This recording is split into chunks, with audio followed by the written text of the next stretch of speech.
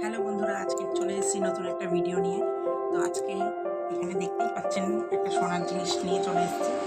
তো এই জিনিসটা আমার মা আমাকে গিফট করেছে। তো কি আছে এটার মধ্যে চলুন দেখি। আমিও কিন্তু জানি না। এত বড় বক্স কি হতে পারে বন্ধুরা, আপনারা কি গেস করতে পারছেন? চলুন দেখি। মনে হচ্ছে কানের টানের আছে। আনবক্স করছি কিন্তু।